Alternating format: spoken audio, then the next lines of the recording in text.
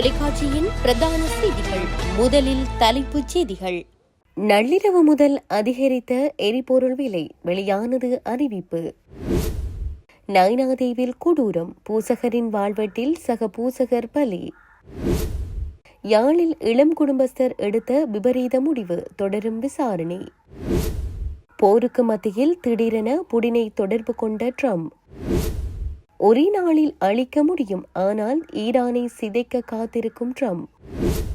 கமேனியின் மகனை நியமித்தது பெரும் தவறு, ஆட்டம் காட்டத் தொடங்கிய ட்ரம்ப். உலக நாடுகளின் முக்கிய பிரச்சினைக்கு தீர்வு, புடின் வெளியிட்ட அறிவிப்பு. தொடர்பின விரிவான செய்திகள். நேற்று நள்ளிரவு முதல் எரிபொருள் விலையை திருத்தியமைக்க முடிவு செய்துள்ளதாக இலங்கை பெட்ரோலிய கூட்டுத்தாபனம் அறிவித்துள்ளது. அதன்படி டீசல் 1 லிட்டரின் விலை ரூபாய் 22 அதிகரிக்கப்பட்டுள்ளதுடன் அதன் புதிய விலை ரூபாய் 303 ஆகும். சூப்பர் டீசல் 1 லிட்டரின் விலை 24 ரூபாவினால் அதிகரிக்கப்பட்டுள்ளதுடன் அதன் புதிய விலை 353 ரூபாவாகும். ஒக்டேன் 95 பெட்ரோல் 1 லிட்டரின் விலை 25 ரூபாவினால் அதிகரிக்கப்பட்டுள்ளதுடன் அதன் புதிய விலை ரூபாய் 365 ஆகும். ஒக்டேன் 92 பெட்ரோல் 1 லிட்டரின் விலை ரூபாய் 24 அதிகரிக்கப்பட்டுள்ளதுடன் அதன் புதிய விலை ரூபாய் 317 ஆகும். மண்ணெண்ணெய் விலையை ரூபாய் 13 அதிகரித்துள்ளதுடன் அதன் புதிய விலை ரூபாய் 195 ஆகும் என்று இலங்கை பெட்ரோலிய கூட்டுத்தாபனம் தெரிவித்துள்ளது.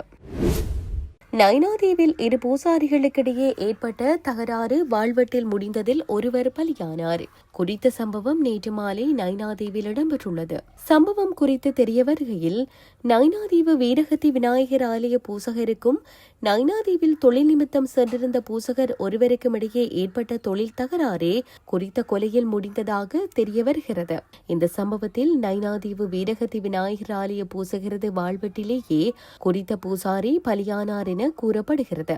கண்டியை சேர்ந்த எம் கிருஷ்ணகுமார் என்பவரே இவ்வாறு உயிரிழந்துள்ளார். சம்பவம் குறித்து ஊர்காவற்றுறை காவல்துறையினர் மேலதிக விசாரணைகளை முன்னெடுத்துள்ளனர். யாழ்ப்பாணத்தில் இளம் குடும்பஸ்தர் ஒருவர் தவறான முடிவெடுத்து உயிரை மாய்த்துக் கொண்டுள்ளார்.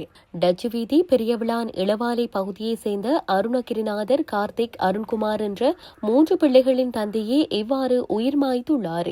இதுகுறித்து மேலும் தெரிய வருகையில், அவரது குடும்பத்தினர் நேற்று முன்தினம் காங்கேசுந்தரி பகுதியில் நடைபெற்ற இசை நிகழ்விற்கு சென்றுள்ளனர். பின்னர் நேற்று அதிகாலை வீட்டிற்கு வந்து பார்த்த வேளை குறித்த குடும்பஸ்தர் தவறான முடிவெடுத்தவாறு சடலமாக காணப்பட்டுள்ளார்.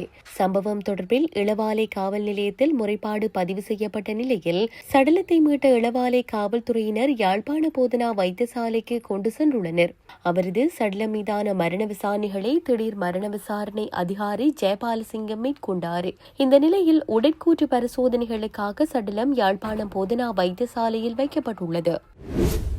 அமெரிக்க ஜனாதிபதி டொனால்ட் ட்ரம்ப் ரஷ்ய ஜனாதிபதி விளாடிமிர் புடினை திங்கட்கிழமை தொலைபேசியில் பேசிக்கொண்டு ஈரான் தொடர்பான நிலைமை உள்ளிட்ட பல முக்கிய விடயங்களை பற்றி விவாதித்ததாக தெரிவிக்கப்படுகிறது.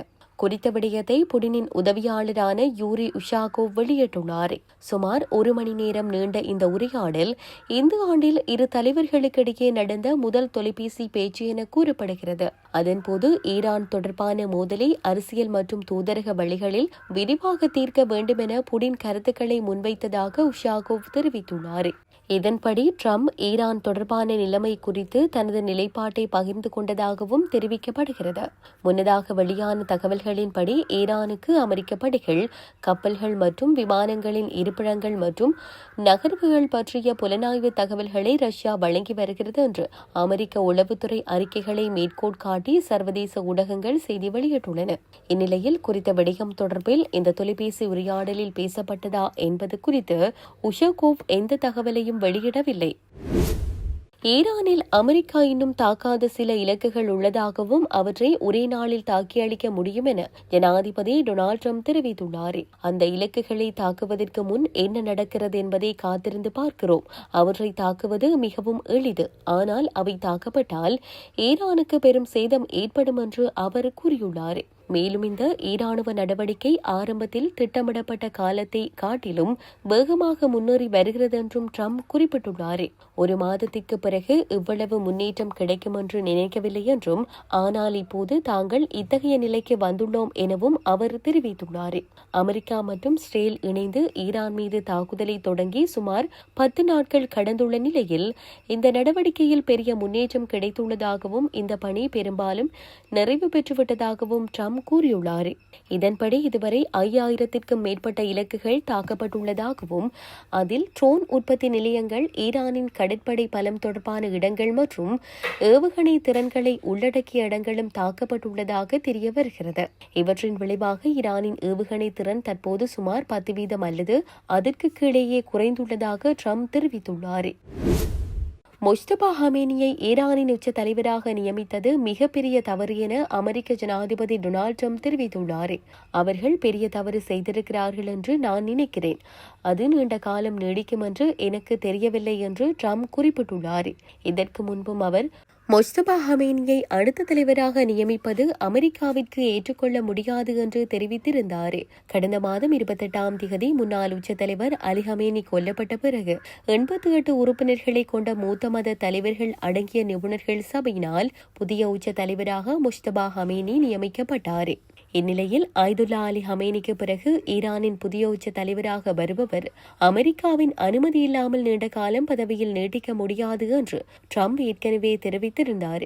ஹமேனிக்கு பதிலாக புதிய தலைவரை தேர்வு செய்வதில் தாமும் பங்கு பெற விரும்புவதாக ட்ரம்ப் பலமுறை கூறுகின்ற நிலையிலேயே முஜ்தபா ஹமேனி நியமிக்கப்பட்டுள்ளமை குறிப்பிடத்தக்கது.